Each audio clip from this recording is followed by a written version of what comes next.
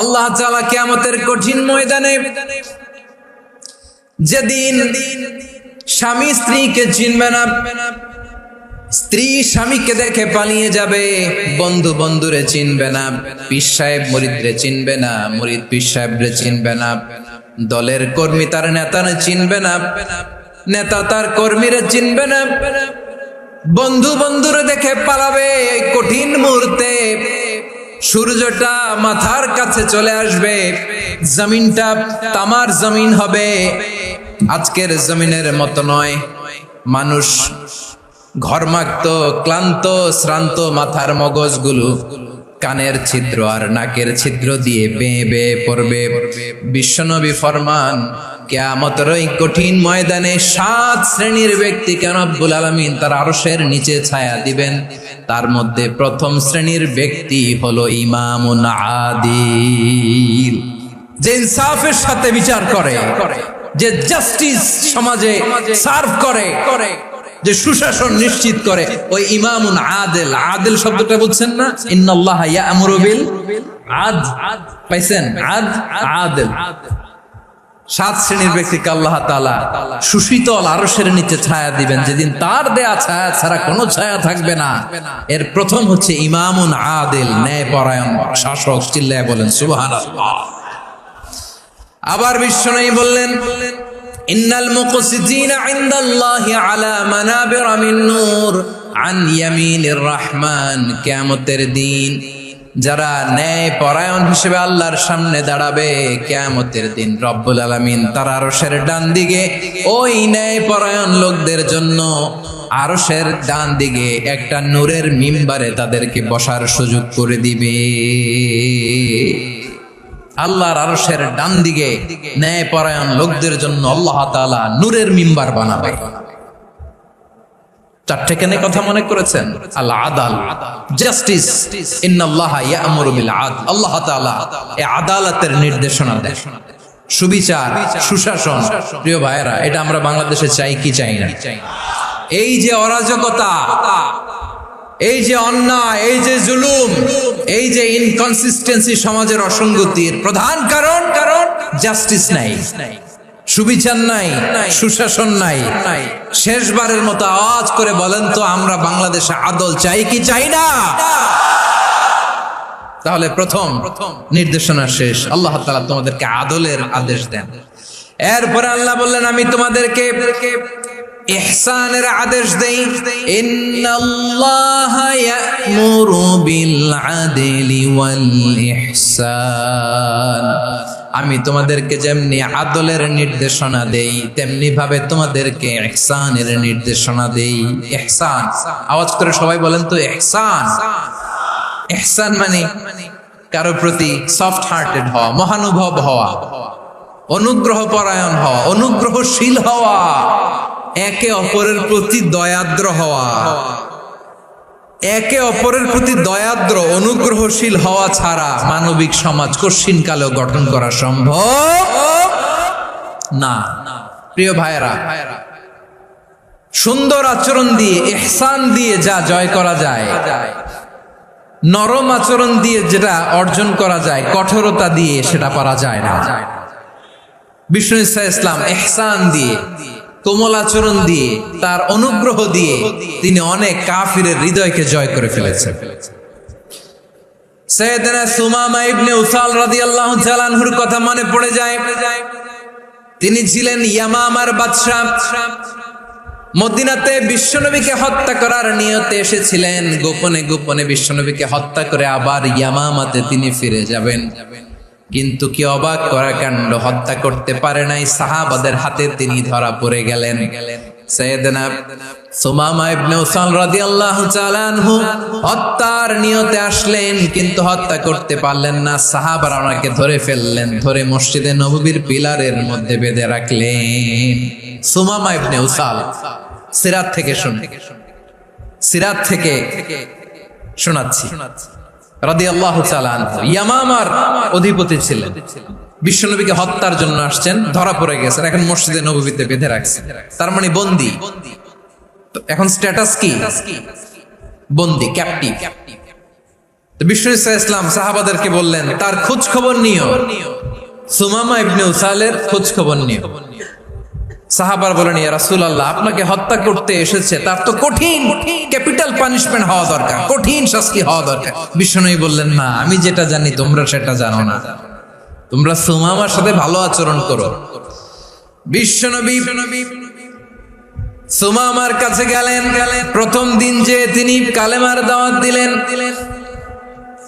ইমানের দাওয়াত দিলেন, ইসলামের দাওয়াত দিলেন, রিসালাতের দাওয়াত দিলেন, আখিরাতের দাওয়াত দিলেন। পরের দিন যে বিশ্বনবী সালাতের দাওয়াত দিলেন, যাকাতের দাওয়াত দিলেন, ইসলাম কি, কিভাবে, কেমন করে পালন করতে হয় চমৎকার আর্টিকুলেট করতে শুরু করলেন। তন্ময় হয়ে সুমামা ইবনে উসাল রাদিয়াল্লাহু তাআলা আনহু বিশ্বনবীর কথাগুলো শুনতে আরম্ভ করলো। একদিন নয়, 2 দিন নয়, টানা 3 দিন বিশ্বনবী সুমামার কাছে ইসলামকে প্রেজেন্ট করেছেন, উপস্থাপন করেছেন। আওয়াজ করে বলেন, কয় দিন? 3 দিন। 3 দিন মসজিদে নববীতে বাধা। আর সাহাবীদেরকে বললেন, তার খোঁজ খবর নিও, তোমরা যে রুটি বানাও এর মধ্যে সবচেয়ে ভালো আটার রুটিটা তারে দিও, সবচেয়ে রিফাইন্ড খেজুর, যেটা পিওর খেজুর, এটা তারে দিও। আর বিশ্বনবী নিজের ওট থেকে দুধ দহন করে ওনার বাড়ির এক কর্মচারীকে বলেছেন, দুধ দহন করে সুমামার জন্য নিয়ে যেও।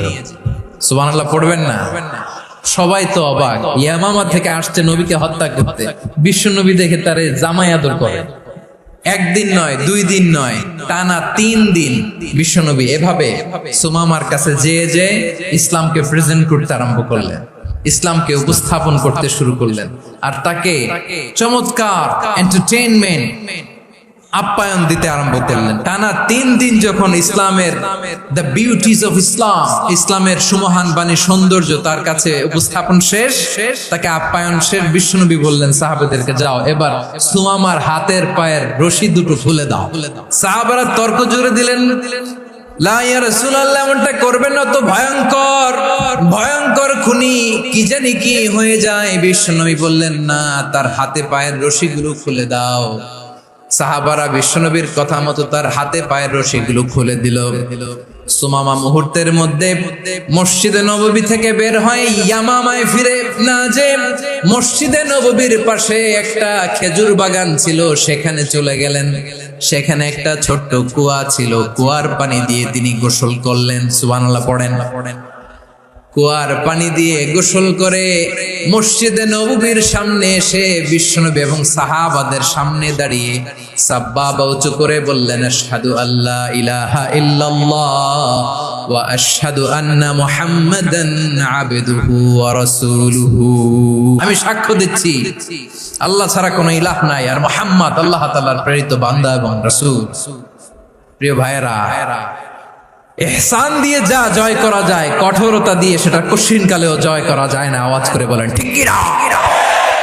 এবার সুমামা দাঁড়িয়ে বলে, ওগো নবী, আমি তো কালিমা পড়ে মুসলমান হয়ে গেলাম, এবার শোনেন, এই মুহূর্তের আগে আপনার চেহারার চাইতে নিকৃষ্ট কোনো চেহারা আমার কাছে ছিল না, কিন্তু শাহাদা পাঠ করার পরে আপনার চেহারার চাইতে উত্তম শ্রেষ্ঠ কোনো চেহারা আমার কাছে আর নাই। ও নবী, আজকের দিনের আগে ইসলাম ধর্মের চেয়ে নিকৃষ্ট অপছন্দনীয় কোনো ধর্ম আমার কাছে ছিল না, কিন্তু এই মুহূর্ত থেকে ইসলামের চেয়ে সেরা শ্রেষ্ঠ পছন্দনীয় কোনো ধর্ম আমার কাছে নাই। নবী গো, আজকের দিনের আগে মদিনার চাইতে অপছন্দনীয় নিকৃষ্ট কোনো শহর আমার কাছে ছিল না, কিন্তু এই মুহূর্তের পর থেকে মদিনার চাইতে কোনো শ্রেষ্ঠ শহর আমার জানা নাই। সে ছিল গমের বড় ডিলার, গম বেচতো। কি বেচতো?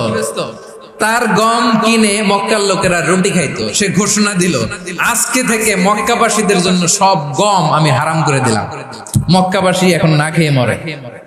সুবহানাল্লাহ পড়বেন না? মক্কাবাসী বিশ্বনবীর কাছে আসলেন, এসে বললেন, মুহাম্মদ, আমরা তো তোমার ভাই, তোমার চাচা, তোমার ভাতিজা, তোমার আত্মীয়, তুমি সুমামারে বলো সে যেন আবার গমের সাপ্লাই মক্কার জন্য অনুমতি দিয়ে দেয়। বিশ্বনবীর অনুমতি ক্রমে সুমামা আবার মক্কাতে গম পাঠাতে শুরু করলো। পড়েন সুবহানাল্লাহ। ইহসান, ইহসান দিয়ে আপনি যেটা জয় করতে পারবেন, you can win the heart of your enemies. ইহসান দিয়ে আপনি আপনার শত্রুর হৃদয়কে জয় করতে পারবেন। এজন্য আল্লাহ বললেন, ওয়া আনফিকু ফি সাবিলিল্লাহি ওয়া লা তুলকু বিআইদিকুম ইলাত তাহলুকা ওয়া আহসিনু ইন্নাল্লাহা ইউহিব্বুল মুহসিনিন। তোমরা আল্লাহর রাস্তায় দান করবে আর নিজেরা নিজেদেরকে ধ্বংসের হাতে ঠেলে দিও না।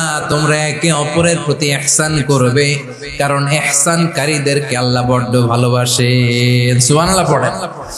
আবার সূরা আর-রহমানে আল্লাহ বললেন, হাল জাযাউল ইহসানি ইল্লাল ইহসান ফাবিআই আলা, সবাই পড়েন, ফাবিআই আলাই রাব্বিকুমা তুকাযযিবান। ইহসানের প্রতিদান হিসেবে ইহসানই হয়। বিশ্বনবী সুমামার প্রতি যেমন ইহসান করেছেন, সুমামাও ঠিক তেমন ইহসান ফিরিয়ে দিয়েছে। ঠিক কিনা বলেন? তাহলে এক নম্বরে হচ্ছে আদ, ন্যায় বিচার। দুই নম্বরে সবাই বলেন ইহসান, সদাচরণ। ইহসান দুই ধরনের প্রিয় ভাইরা, ইহসান ফিল ইবাদা, ইহসান ফিল মুআমালা। ইহসান ফিল ইবাদা হচ্ছে একাগ্র অনুভবে ইবাদতে ডুব দেওয়া, এর নাম ইবাদতের ইহসান। সুবহানাল্লাহ পড়ুন। বিশ্বনবী বলেন, ইহসান মানে কি জানো নাকি? হাদিসে জিবরিলে সাইয়েদনা জিবরিল আলাইহিস সালাম বিশ্বনবীকে বললেন, আখবিরনি আনিল ইহসান। নবী আমাদেরকে বলেন ইহসান মানে কি? বিশ্বনবী বললেন, আনতা আবুদাল্লাহা কাআন্নাকা তারাহু ফাইন লাম তাকুন তারাহু ফাইন্নাহু ইয়ারাক। ইহসান মানে হলো এমন ভাবে তুমি আল্লাহর সামনে নিজেকে উজাড় করে ইবাদত করবে, তুমি ভাববে তুমি আল্লাহকে দেখতে পাচ্ছ। আর এটা যদি ভাবা তোমার জন্য কঠিন হয়ে যায়, অন্তত এতটুকু তুমি ভাববা যে আল্লাহ তোমাকে দেখতে পাচ্ছেন। ঠিক কিনা বলেন? ও আমার বীর চট্টলার ভাইয়েরা, কেউ যেটা দেখে না সেটা দেখে কে? এই বিশ্বাস হৃদয়ের মধ্যে আছে? নামাজে যখন দাঁড়ান এই ফিলিংসটা আনা যাবে? এসা পর্যন্ত যে আমরা হায়াত পাবো কোনো গ্যারান্টি আছে? সবাই আওয়াজ করে বলেন, গ্যারান্টি আছে? গ্যারান্টি নাই। এজন্য বিষ্ণু ইসলাম বলেছে, এমন ভাবে নামাজে দাঁড়াও, ইবাদত করো, মনে করো হতে পারে এটাই আমার জীবনের শেষ নামাজ।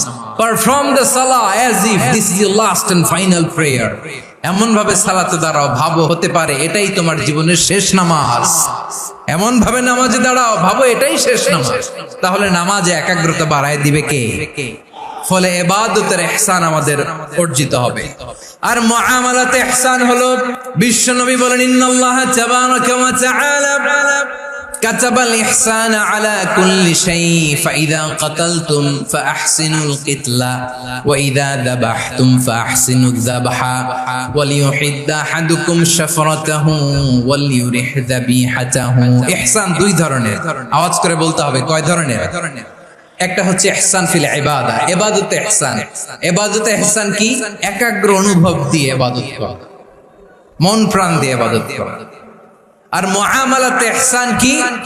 সব কাজে, দৈনন্দিন কাজে, কর্মে, সামাজিক অ্যাক্টিভিটিতে কোমলতা প্রদর্শন করা, অনুগ্রহের সাথে সবকিছু করা। আল্লাহ তাআলা, ইন্নাল্লাহা তাবারাকা ওয়া তাআলা কাতাবাল ইহসান আলা কুল্লি শাই, তিনি সব কিছুর ব্যাপারে ইহসানকে আবশ্যক করেছেন। সবকিছু, মুমিনের সব কাজে ইহসানের পরশ থাকবে। ওয়া ইযা কাতালতুম ফাহসিনুল কিতলা, বিষ্ণুই বলেন তুমি যখন কাউকে হত্যা করো ইহসানের সাথে করো। সুবহানাল্লাহ পড়বেন না? যখন হত্যা করো তখনও ইহসানের সাথে। আচ্ছা, হত্যা করবো আবার ইহসান আসবে করতে, করে তো মেরেই ফেলবো আমি। আল্লাহ, ও ভাই একজন খুন করেছে, খুনি রাষ্ট্রীয় আইনে তার শাস্তি হয়েছে ডেথ পেনাল্টি, মৃত্যুদণ্ড। এখন মৃত্যুদণ্ড দেখে আপনি যেমনি মন চায় তেমনি মারবেন লোকটারে? ওর নাক কেটে ফেলতে পারবেন? ওর কান কাটতে পারবেন? ওর চোখ উপড়ে ফেলতে পারবেন আপনি? যেমন মন চায় তার অঙ্গহানি করা যাবে না। ইহসানের সাথে তাকে হত্যা করো। সুবহানাল্লাহ, this is Islam. This is the true essence of Islam. ওয়া ইযা যাবাহতুম ফাহসিনুয যাবহা, যখন জবাই করবে তখনও ইহসানের সাথে জবাই করবে। করব জবাই, ওইখানেও নাকি ইহসান। আচ্ছা, কুরবানির দিন আমরা পশুগুলোরে কি করি বলেন সবাই আওয়াজ করে? জবাই। জবাই মানে তো এটারে মেরেই ফেলতেছি, একটু পরে তো টুকরো টুকরো করে গোশতগুলো খাবো, এটা তো খাবো, এটা তো মেরেই ফেলবে। বিষ্ণু বলে না, জবাইয়ের মধ্যেও মুমিনের জবের ভেতরও ইহসানের পরশ থাকা চাই। যখন জবাই করবে প্রাণীটাকে হাত পা টাইট করে বেঁধে নাও, ছুরিটাকে শার্পেন করে নাও, ধারালো করে নাও, যাতে অল্প সময়ে জবাইটা হয়ে যায়, প্রাণীটা যাতে কম কষ্ট পায়। সুবহানাল্লাহ পড়ে। দিস ইজ কল্ড ইহসান। আল্লাহ তাআলা যেমনি আদলের আদেশ করেছেন, ন্যায় বিচার জাস্টিস এনশিওর করতে বলেছেন, সমাজে ইহসানের ব্যবহার, ইহসানের অনুশীলন তিনি করতে বলেছেন। এজন্য মুমিনের প্রতিটি কাজে, আমার চট্টগ্রামের ভাইরা আমার দিকে তাকান, খেয়াল করে শুনুন, মুমিন জীবনের প্রতিটি কাজে ইহসানের পরশ থাকা চাই। আমরা যেন আমাদের পরিবারের প্রতি ইহসান করি, আমরা যেন আমাদের কর্মচারীদের প্রতি ইহসান করি, আমরা যেন আমাদের কলিগদের প্রতি ইহসান করি, আমরা যেন আমাদের ভাইদের প্রতি ইহসান করি। মুমিন জীবনের প্রতি কাজে ইহসানের পরশ থাকার দরকার আছে না নাই? কথা বুঝতে পেরেছেন? তাহলে আল্লাহ তাআলার তিনটা আদেশ ছিল, কয়টা গেল? প্রথমে কি ছিল? আদল। 2 নম্বরে, 3 নম্বরে রব্বুল আলামিন বললেন ওয়া ইতাইযিল কুরবা, নিকট আত্মীয়দেরকে দান করো, নিকট আত্মীয়দেরকে দাও, যারা তোমাদের ব্লাড কানেকশনের আত্মীয় তাদেরকে তোমরা দাও। এখানে জেনারেলি বললেন দাও, কি দিব সেটা তিনি এখানে বলেন নাই, সেটা তিনি সূরাতুল ইসরার মধ্যে বলেছেন। আল্লাহ বলেন ওয়া আতিযাল কুরবা হাক্কাহ, নিকট আত্মীয়দেরকে তাদের অধিকার, তাদের প্রাপ্য তোমরা বুঝিয়ে দাও। দেখেন, একটা শান্তির সমাজ, একটা সমৃদ্ধ সমাজ, একটা মানবিক সমাজ গঠনের জন্য আল্লাহ তাআলা বেশি না, মাত্র 3টা অর্ডার, 3টা ভার্ডিক্ট তিনি জারি করেছেন। 1 নাম্বার সুশাসন, ন্যায় বিচার। 2 নাম্বার ইহসান। 3 নাম্বার নিকটাত্মীয়, যারা কাছের, তোমার ভেরি ক্লোজ রিলেশনশিপে আছে, তাদেরকে দাও। দাও, দিলে বাড়িয়ে দেয় কে? অনেকে দিতে চায় না, কৃপণতা করে। দিলে বাড়ায় দেয় কে? ও মিয়া, মদিনার মধ্যে সবচাইতে গরিব সাহাবী ছিল বেলাল রাদিয়াল্লাহু তাআলা আনহু। ওনার এন্টায়ার অ্যাসেট, সম্পদের পরিমাণ কতদূর জানেন? একটা লুঙ্গি। বেলাল রাদিয়াল্লাহু তাআলা আনহু, ওনার টোটাল ওয়েলথের এস্টিমেশন হচ্ছে মাত্র একটা লুঙ্গি। একটা লুঙ্গি, টোটাল ওয়েলথ এস্টিমেশন, টোটাল সম্পদের পরিমাণ বেলাল রাদিয়াল্লাহু তাআলা আনহুর কি ছিল? ওই বেলাল রাদিয়াল্লাহু তাআলা আনহুকে বিষ্ণু ইসলাম বলেছেন আনফিক ইয়া বেলাল, ও বেলাল তুমিও দাও। ওয়ালা তাখশা মিন যিল আরশি ইখলালা, আরশের অধিপতির তো কোনো ঘাটতি নাই, তুমি দিলে ওই আল্লাহ তোমারে বাড়ায় দিবে। এজন্য আমার প্রিয় ভাইয়েরা, দিলে কমে না, দিলে বাড়ে। অনেকে ধরে রাখে, নতুন কিছু নিতে পারে না, হাত দিয়ে যেটা ধরে রেখেছেন এটা দিয়ে দেন, বড় একটা ধরার সুযোগ পাবেন। জোরে বলেন ঠিক কিনা? রব্বুল আলামিন বললেন 3 নাম্বার আদেশ হলো তোমাদের প্রতি সমাজটারে কেমন করে মানবিক সমাজ, সুন্দর সমাজ গড়বা।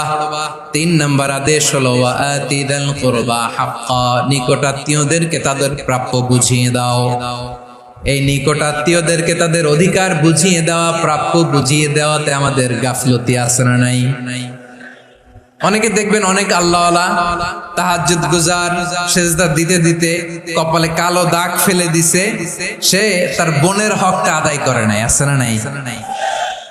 অনেক বড় হাজী সাহেব, বিশাল লম্বা দাড়ি, ছেলেরে সব দিয়ে দিছে, মেয়েরে কিছু দেয় নাই, মেয়ের হক আদায় করে নাই। আছে না নাই? এই হাজী সাহেবেরা, এই আল্লাহওয়ালারা কিয়ামতের ময়দানে আটকে যাবে। আপনি অন্যের অধিকার নষ্ট করেছেন, তাদের রাইটস কে ভায়োলেট করেছেন। এজন্য আল্লাহ তাআলা বলেন কারো অধিকার যদি কেউ নষ্ট করে, ওই সমাজটা মানবিক সমাজ কঠিনকালেও হতে পারে না।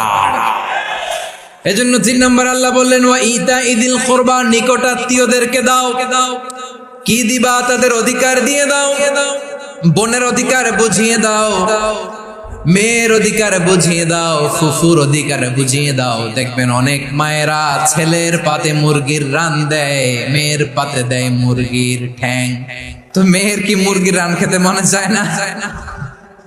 মনে চায় না? এমনটা করা যাবে না। নিকটাত্মীয়দেরকে অধিকার দিয়ে দাও, নিকটাত্মীয়ের সাথে সুসম্পর্ক রাখো। আদেশটা কার?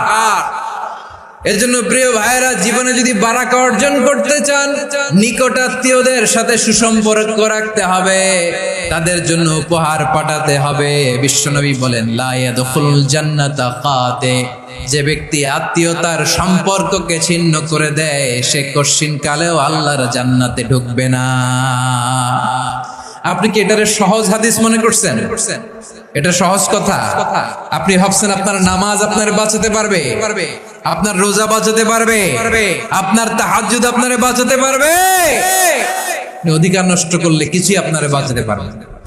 এজন্য নিকট আত্মীয়দেরকে দিতে হবে বেশি বেশি। বিশ্বনবী বলেন ইন্না সাদাকাতা আলাল মিসকিনি সাদাকা ওয়া আলা যির রাহিমি ইসনাতান সাদাকাতুন ওয়া সিলা।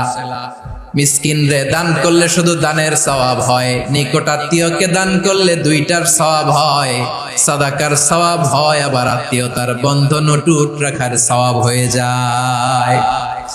আবার বিশ্বনবী বললেন মান সাররাহু আইয়ুবসাত লাহু ফি রিজকিহি ওয়া ইনসালাহু ফি আসারিহি ফালইয়াসিল রাহিমা, যে ব্যক্তি তার রিজিকের প্রশস্ততা চায় আর হায়াতে বরকত চায়, সে যেন তার আত্মীয়ের সাথে সুসম্পর্ক রাখে।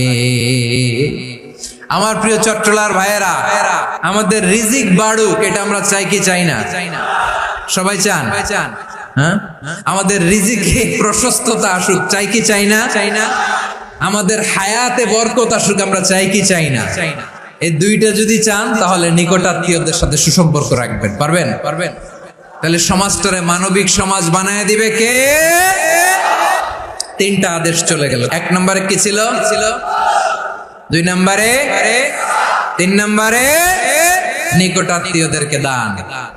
আল্লাহ তাআলা 3টা জিনিসের যেমনি আদেশ করেছেন, অনুরূপভাবে 3টা বিষয় তিনি বারণ করেছেন, নিষেধ করেছেন। ওগুলোর কাছেও যাওয়া যাবে।